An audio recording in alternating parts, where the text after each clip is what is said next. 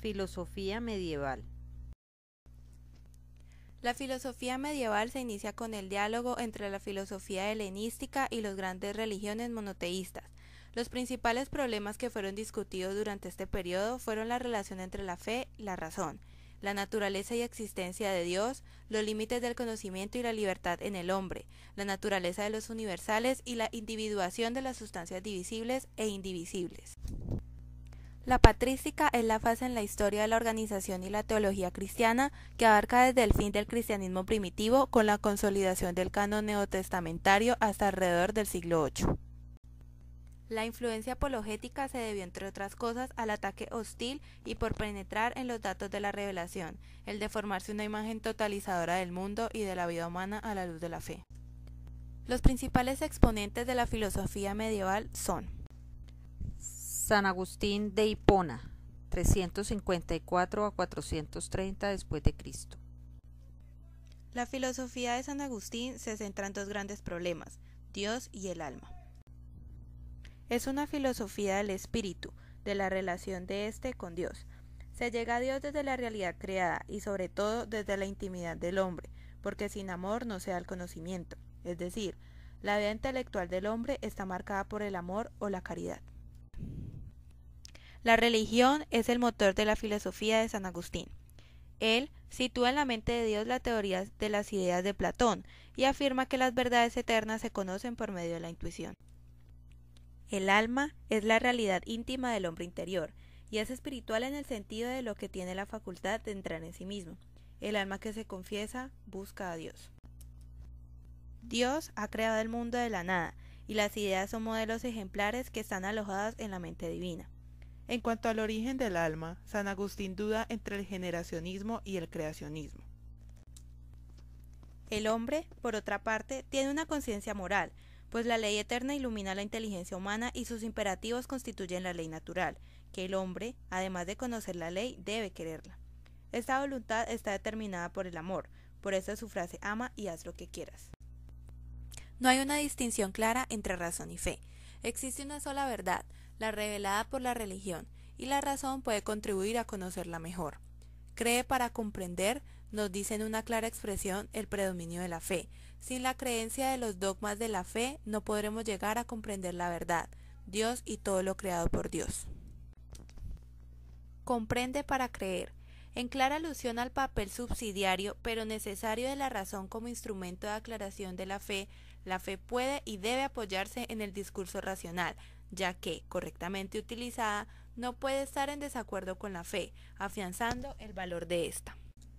Esta vinculación profunda entre la razón y la fe será una característica de la filosofía cristiana posterior y supone una clara dependencia de la filosofía respecto a la teología. Santo Tomás de Aquino, 1225 a 1274 después de Cristo. Los principales problemas tratados por Santo Tomás son el de la demostración de la existencia de Dios, la interpretación racional de los dogmas, la espiritualidad e inmortalidad del alma humana, la orientación de la ética a la salvación del alma en la vida sobrenatural y el problema de los universales. Acentúa también la diferencia entre filosofía y teología, al tratarlas como dos tipos distintos de saber, según se basen en el saber humano, que es la filosofía, o en la revelación divina, que es la teología. Para él hay tres órdenes en el universo. El primero es el orden de la naturaleza, otro es el orden del pensamiento, y por último el orden moral o el orden de los activos de la voluntad. Santo Tomás utiliza 5 vías para su demostración de la existencia de Dios. La primera es por el movimiento, pues nada se mueve si no hay un motor primero, y ese motor primero es Dios. La segunda es por causa eficiente. Si no hubiera causa alguna, no habría efecto alguno, y esa causa primera es Dios. La tercera es por lo posible y lo necesario. Hay entes que pueden ser o no ser, que no son necesarios por sí mismos. Así habría habido un tiempo en que no hubo nada, y entonces nada hubiese llegado a ser. De modo que tiene que haber un ente necesario por sí mismo, que es Dios. El cuarto es por los grados de perfección. Si hay grados de perfección que se aproximan más o menos a la perfección absoluta, Tiene que haber un ente que sea perfecto en grado subo, y este ente es Dios. Y el quinto es por el gobierno del mundo.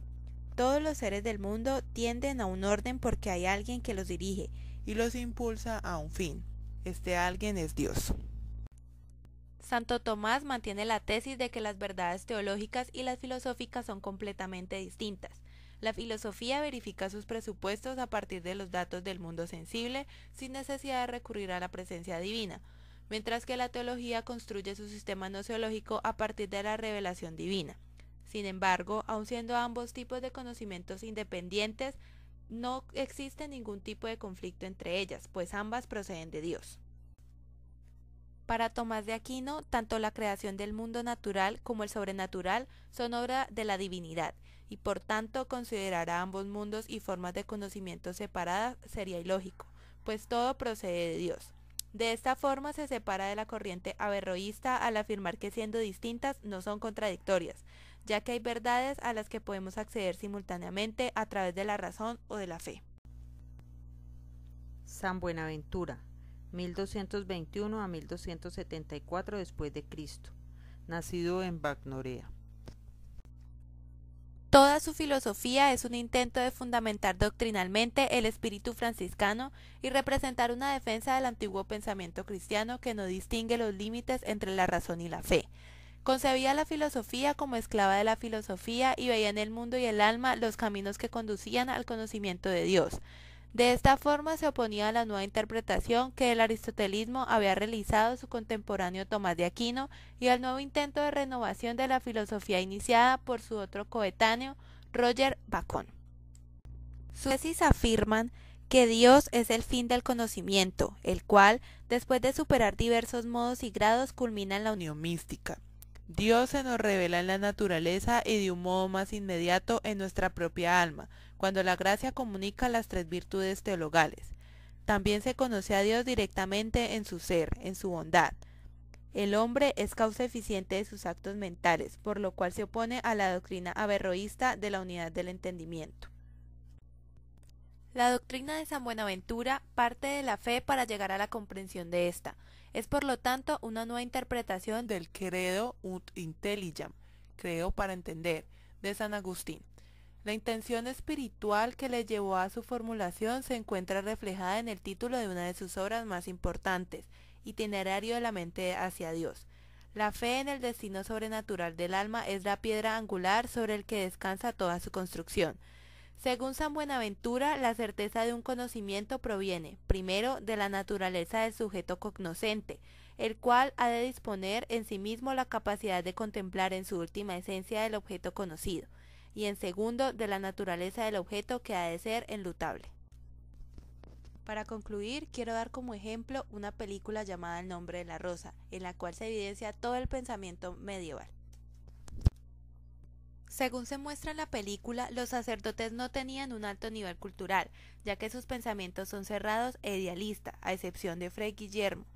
Estos se aprovechaban del pueblo y se dedicaban solo a meditar, transcribir y almacenar todo tipo de libros y no tanto a predicar su palabra.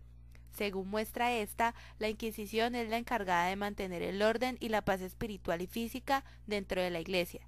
Ellos tenían el poder de decidir frente a problemas y conflictos sin perdonar ni hacer excepciones, con tal de hacer regir la ley de Dios. Las debilidades más notables que se presentaban son la mentira y el miedo a mostrar algo en contra de su creencia. La avaricia también está presente, ya que los mismos monjes se aprovechaban de su pueblo, preocupándose solo de ellos mismos. Un ejemplo de esto era que a cambio de un poco de comida obtenían los servicios de una mujer.